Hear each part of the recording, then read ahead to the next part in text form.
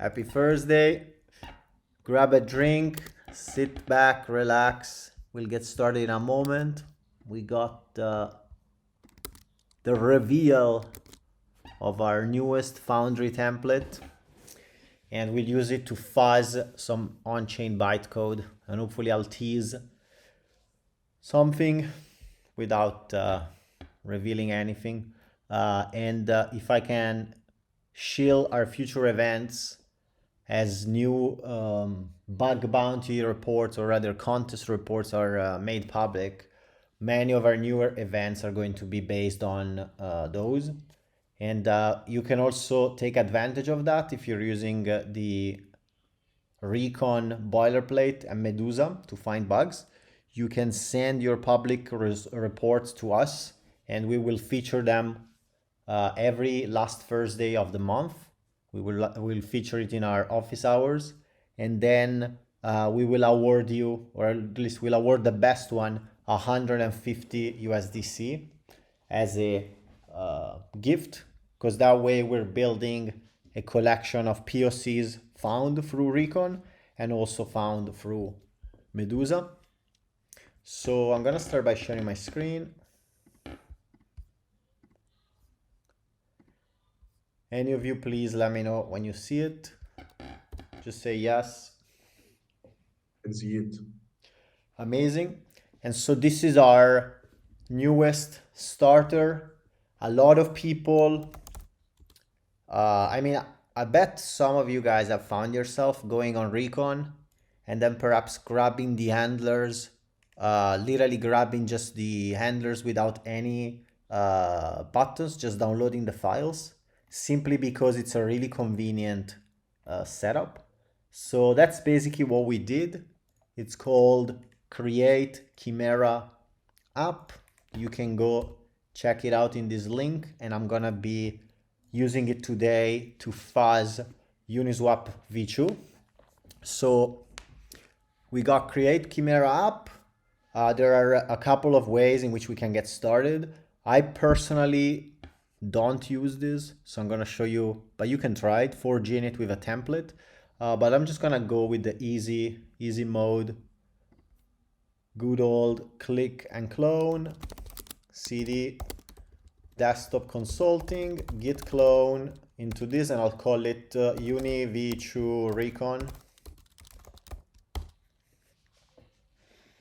And so at this point, we're just doing our usual Recon work of setting up the scaffolding, but instead of using the UI, we're using this template. I'm gonna try and see if it works immediately. We have had a bug where sometimes you have to install the dependencies separately, but normally you will just forge build. Let's see, Chimera is being grabbed, Forge STD is being grabbed, so that looks good. And then it's gonna install Solc 24 because of reasons. And I'm gonna just change it here to Solc version 0.8.22,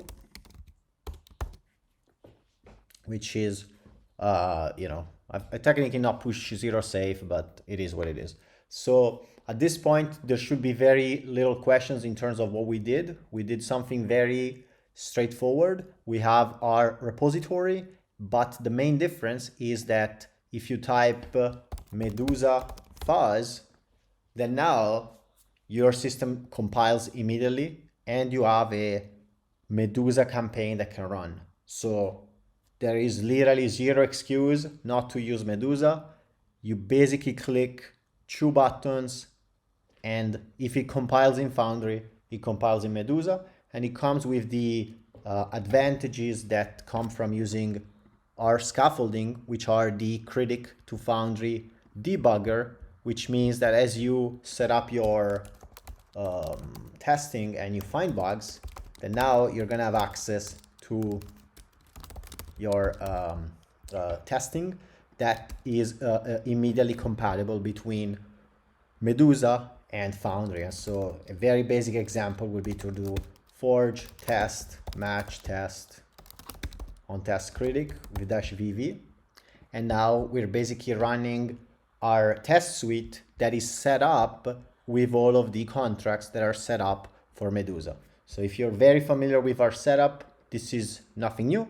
Whereas if you've never tried Medusa, now you literally have zero excuse. It's as simple as possible. So what I'm gonna do in this call is I'm gonna give you a couple of ideas around dealing with something like Uniswap. So if you have any question so far, let me know. But the main topic of today will be effectively a story, and the part two obviously will come in months once the stuff that I found will be sent. But the story that I have is how would you deal with a Uniswap v2 pair when Uniswap v2 is on 0.5.16 and your testing suite or your integrating contracts are on a 0.8 version. Do you guys want to make a bet? I guess what would you guys guess in terms of how you will do that?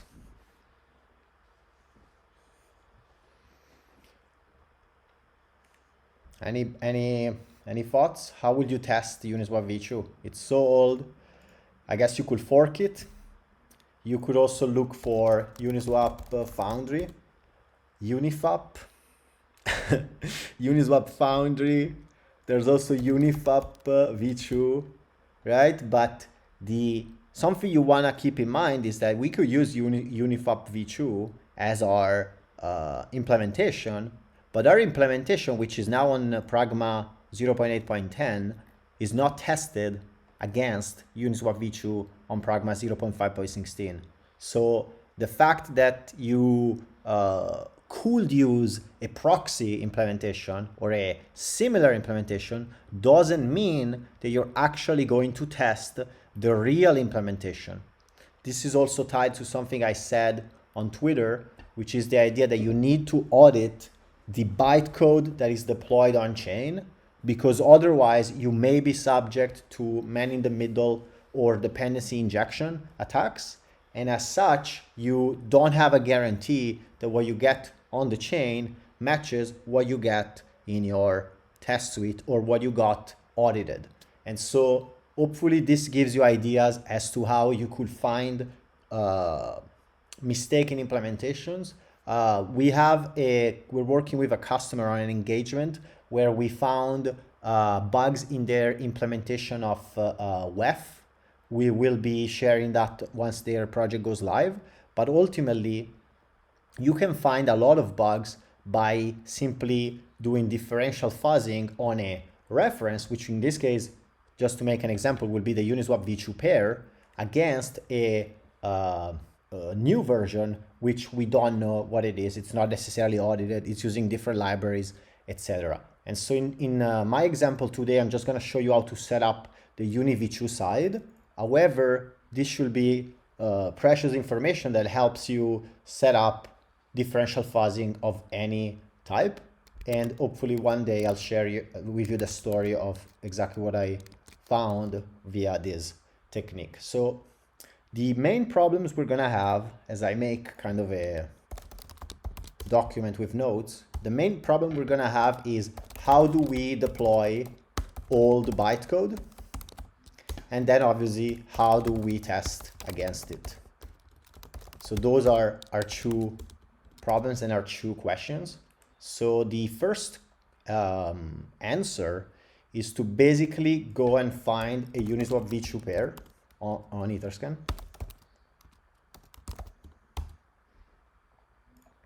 And there's going to be two solutions to this. I'm just going to show you the simplest one that I found, and we're going to kind of reason through it. So obviously, the first thing we want to do is we actually want to find a Uniswap v2 pair. So let's just keep going until we find perhaps the factory.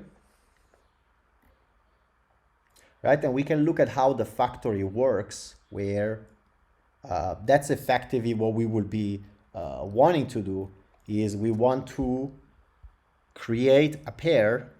I thought it was gonna zoom, but create pair. So you can see that the way the factory works is it gets the UniswapV2 pair creation code, and then it does a create shoe, which is a deterministic create using a salt, and then it's gonna initialize the pair via token 0 and token 1. So this will be, maybe this is the most appropriate approach actually, will be to find the creation code and then call initialize on our pair. So let's again get a random Uniswap pair. So I guess I'll go on Uniswap info. And you can apply this idea to anything. That's why I'm showing you literally grabbing the UI filter, because that's how you will do in a bug bounty. You may not even know where the contracts are. So I guess I'm going on V2 Analytics. I'm gonna grab a random pair. From the random pair, I'm gonna grab the creation code, and then we're going to create a arbitrary factory that deploys that creation code for us. So those are our next steps. I'm just searching at this point. Guess we got the Wiseland pair. We can get the address up here, Etherscan. Address. We can see this. This is an interesting aspect, is that first of all, we only see the deployed bytecode here, but something to note is that we will get the original deployment here, which is the originally verified deployment. And so once we find that, we're gonna find both the creation and the deployed bytecode. The deployed bytecode is the one that actually works, whereas the creation code is the one that calls the constructor. So in this case, there should be, there is a difference. So that's something that you have to experiment. The way I did it offline was I actually used the deployed bytecode, and then I hatched, I actually stored values in its storage. So that's an approach I'm gonna fall back on if I can't do the creation code. However, the creation code calls the constructor, and so most of the times that's the one you wanna use. So I'm gonna grab a copy here. I'm gonna go on SRC. I'm just gonna delete this. I'm gonna also, we know we'll have to deal with this counter thing, so maybe I'm just gonna delete a bunch of stuff at this point, since we don't have these, we don't care about the counter stuff. So let's just delete it everywhere so that we don't have to deal it during compilation. And now we're gonna go on SRC. We're gonna call a contract called the anyFactory.sol, and we're going to call it contract anyFactory. There we go. And so this is gonna be bytes creation code is equal to X, and this is how you actually store bytes. If you've never done it, you don't put the OX, you actually do X, the double quotes, and that way you can inject stuff arbitrarily. So at this point, we just gotta grab a call to the create opcode. So personally, I never remember how to do it, so I'm just gonna Google a couple of things. Create, let's go on evm.codes first. That's our best bet. So we'll have a function deploy the contract public returns address, and then we're gonna have we definitely will have an assembly section. So we'll look for the create opcode here, which I guess we have a value, offset, and size, and then the address, that's the return. So I think the way it's gonna work is going to be, let's declare a address val is gonna be equal to create. We're going to have to pass the creation code, and then we need to pass the length. Actually, the value is 0. We pass no value. The offset is going to be add creation code 32, and then the size Actually, the offset should be the variable, and then the size should be stored at the second slot. So we cannot read from storage, so we just have to convert it to memory. Code. So we'll see whether I was right. Honestly, I don't remember. This is a bit outside of stuff that I write every day. So let's try and forge build. Blah, blah, blah, before and after. We don't need them. Let's get rid of those. We will introduce a improvement to that in the future where we just remove them. And then target contract, I'm not sure what it is. Okay, it's a foundry thing. So I'm just gonna get rid of that. I don't think we need it. In the meantime, I'm gonna set up a test, try the deployment public. And so what we're gonna do here is we're gonna just get the any factory, which obviously we can just import from src. And so we got the any factory. We're gonna declare the factory as such. We're gonna then deploy the contract, and we're gonna grab it via address pool is equal to that. So our success condition is the ability for us to call the initialize function. So what makes sense is to just find it and create a mock interface. So contract I UniV2 pair function initialize external. There you go. And so at this point, if we can call initialize on the pool, so this is gonna be I UniV2 pair pool dot initialize with, you know, whatever address, so x123 address or x999. So if this succeeds, then we have made massive progress. And so let's just see how it goes. Blah, blah, blah, blah. Function initialize, it should be marked as abstract because this is supposed to be an interface.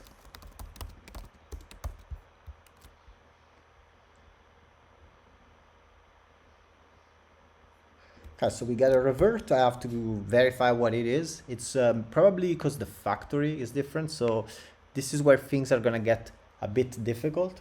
And so what I did in my case, the way I did it was I just got the deployed bytecode, and I basically just stored values there. Something else that we can do to I guess see if there's another mistake would be to grab a bunch of view functions. And so my theory is going to be that the factory is most likely unset. So I'm gonna just grab, because we're gonna need them later anyway, so I'm just gonna grab these and make an interface out of it. Function factory external view returns address and token 0 and token 1. So what makes sense here is to just check if we have a factory and if that works with our good old console.log. Since we have only one log, we may as well just log it this way, although I guess we'll just type factory for the sake of clarity. And so maybe I missed a comment on the assembly. If I made a mistake, let me know. Blah, blah, blah, blah, pop, create 0, add bytecode, OX20, mload bytecode. So probably I swapped those out. Yeah, okay, so let me just do the opposite version. So I swapped them, thanks Anon. And let's see if we get our progress. So we still get an error, and so that's where so it needs to be called from the factory to require statement, but we are the factory because the creation code doesn't include that because it's gonna be executed on chain. So let me just see if I missed anything else. We basically just pass the length and then we pass the code. So let's see if I need to unload it, although I don't think so. I don't think I need to unload the code because I already did up there.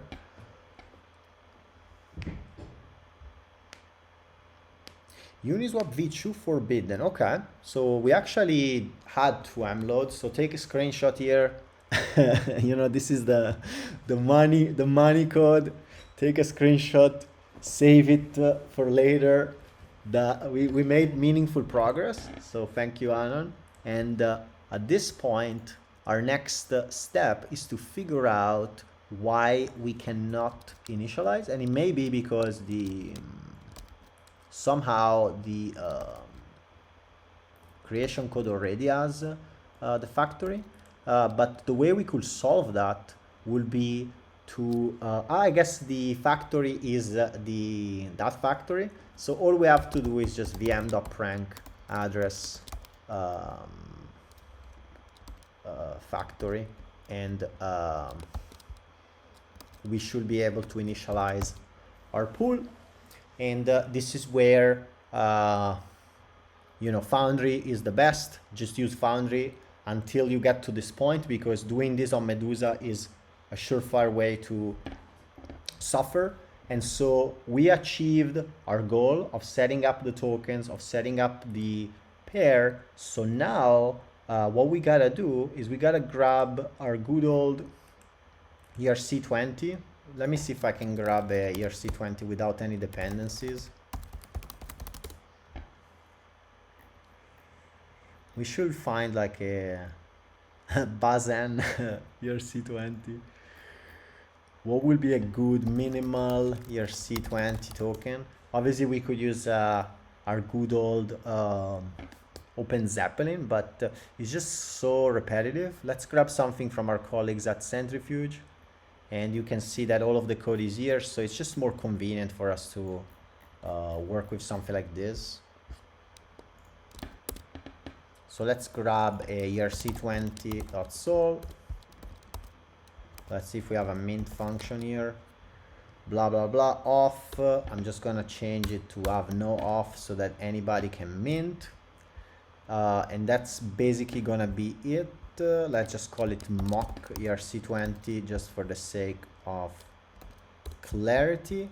So now our next goals that we have the factory, our next goals are going to be to set up the factory flow in Medusa, and then set up tokens and basically add function handlers.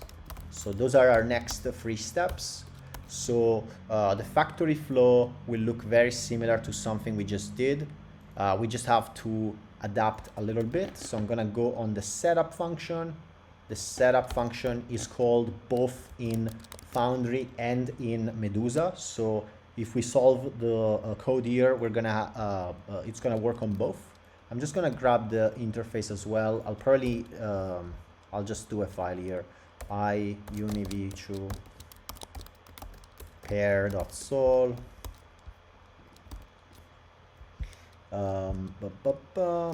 Interface here, so that way the code is a little cleaner. Let's grab both imports on setup, and then let's declare the factory as a global storage variable, after which we have VM. So VM is actually supported via Chimera.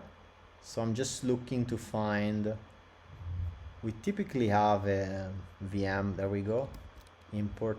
So that way we actually can do this via both on both Echidna, Medusa, and Foundry. So all of our code is gonna be reusable. We set the pool via the following. Well, actually we don't need the factory. The factory is just a temporary aspect. What we need is the iuniv2 pair pool, and then we're gonna set the pool. I guess we got the temp pool, and then let's just do, or I guess let's just do it the proper way of pool being casted here after it gets deployed, after which we will be setting up our tokens. So this should come to no surprise. There's gonna be two ways for us to test this. Probably the simplest way will be to simply type pool.factory here and pool.token0 in Foundry, because again, as I said, our setup is the same. So if we rerun this test, we expect this to work for both versions. So that way it saves us having to run Medusa with a flag type property. Just for the sake of argument, this is what we could have done.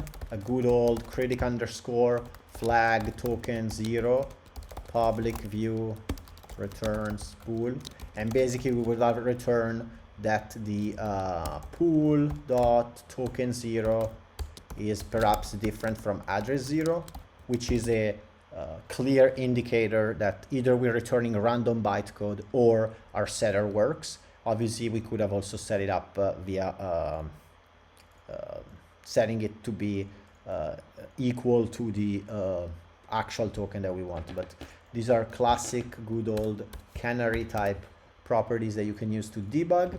At this point, our setup is looking pretty good. So our next step is going to be to introduce mock-ERC20 tokens. Let's grab those. Mock-ERC20 from mock-ERC20. We'll do good old token 0, token 1, and let's declare them here. Token 0 is equal to a new mock-ERC20, token 1, same thing. Let's grab the constructor, see what it needs. It needs a symbol, it needs a name. Let's give them those. So token 0, 0, token 1, 1. And then we probably want to mint something. Since we're going to be using our own contract, we may as well mint to ourselves. So token 0 dot mint address this, and perhaps we will mint something like 100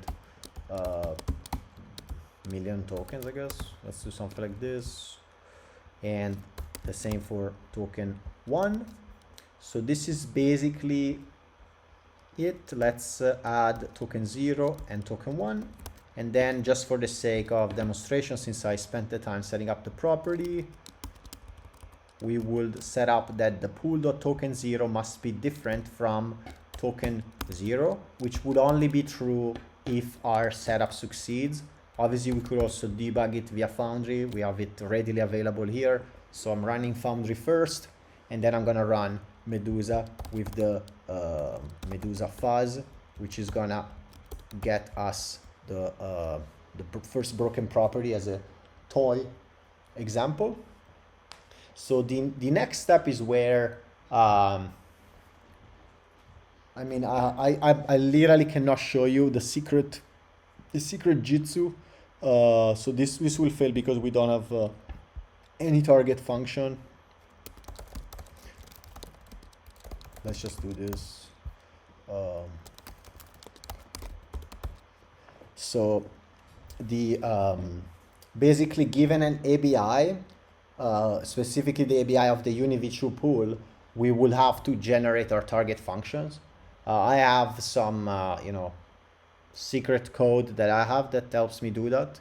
You could also try using fuzz utils by Critic, and midterm I want us to have that.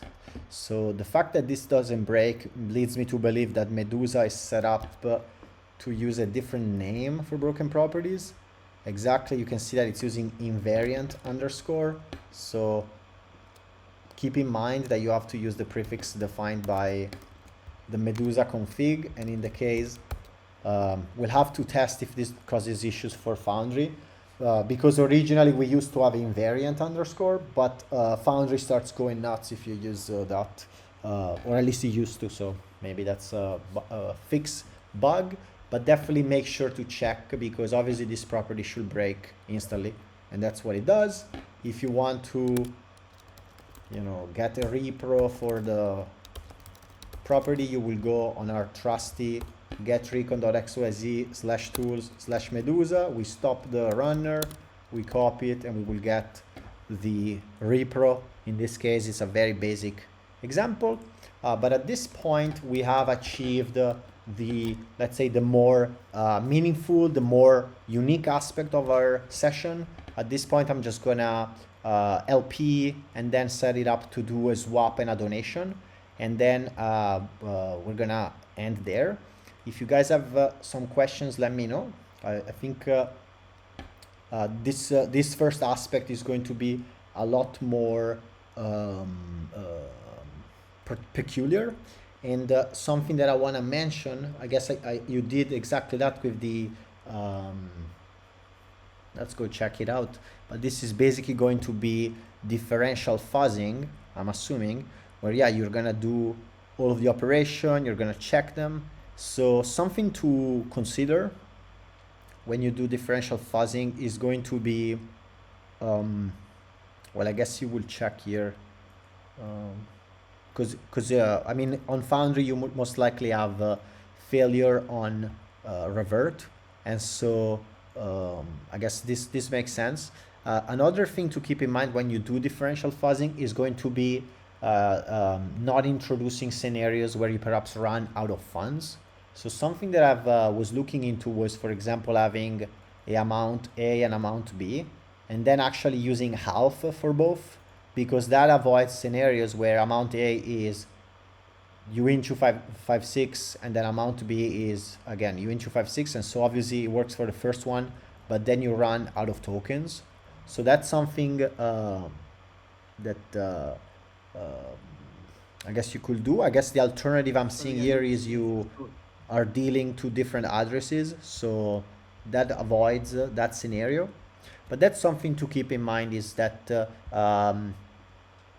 basically what I'm really saying is there's an argument for having this version and also having the opposite version, just because that way, if you end up adding these kind of gotcha scenarios, you're gonna have two broken properties in different orders, and you're gonna be able to find them. So there are some stuff that can go wrong, but that said, this looks great. So let's continue on our end. At this point, we got the token. Let's go grab our, I mean, we could grab the ABI here, but let's just do it the good old way of grabbing a couple of our selectors.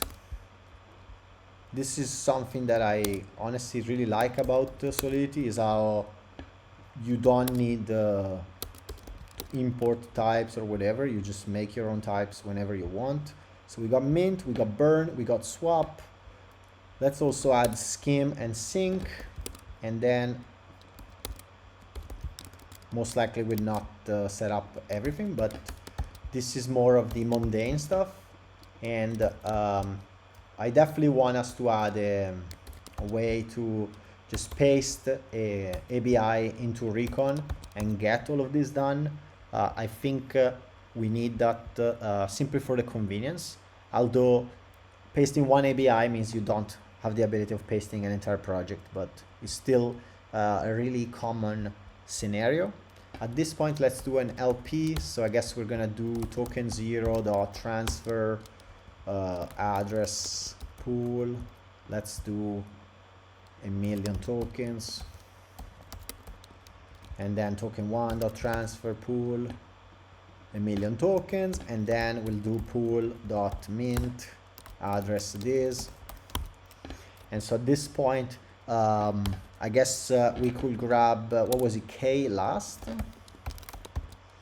We could do the good old property of checking if K last decreases. I think there are scenarios where it actually does. So this is not necessarily a bug, it's just something we're gonna explore. So external view returns U_56. And so what we'll do is we'll cache the K last year. So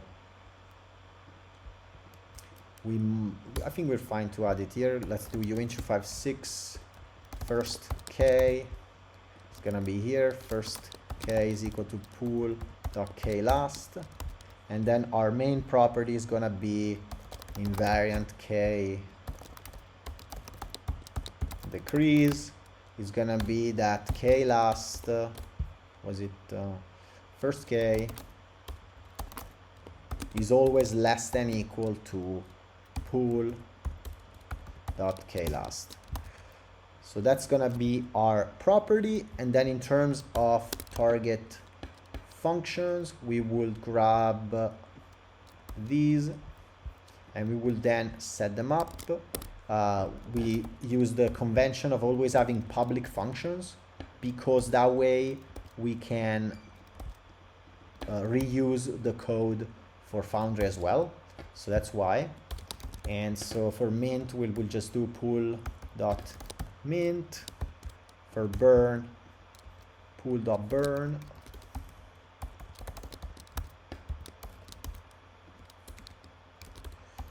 Pool.swap, and I don't think we want to do the callback, so I'm just gonna remove that. And I think we also just send it to ourselves just for the sake of speed. Address this, empty bytes, and then skim address this. And obviously, if we're going to have this setup, we would also do a donation of token 0 and a donation of token 1. So function donate 0 public, actually it doesn't matter what it returns. So token, or rather we'll have an amount, and then we'll do token 0 dot transfer address pool AMT, and then lastly donate 1 to donate 1. So let's do forge test. Let's see if this whole thing compiles. It doesn't. Pool mint blah blah blah. Most likely we need to pass this.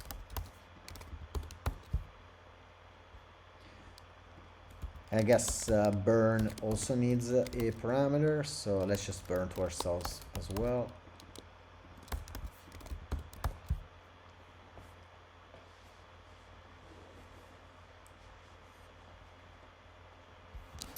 Blah blah blah blah, revert. Okay, so that's where things get interesting, where something we can try will be the for VVV and see if we can get a little bit more info. In this case, we see that the any factory is gonna need to have a function called phi2, and in lack of that, we're gonna be unable to continue.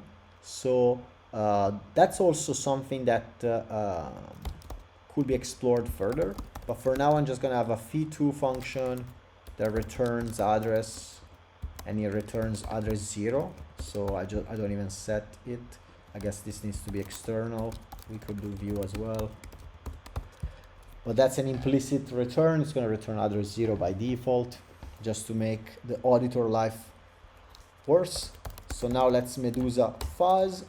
And we could also, just for the sake of experimentation, we could add the fees, which I believe end up breaking the K invariant. Although the way I wrote the K invariant is that it never changes. So I think it should never be broken under any circumstance, simply because we never increase the K last after the first time we check it. So something we could do could be to change this into non-view, and then do bool outcome is equal to this, and then we will return outcome, but we will also update the first K to be equal to K last.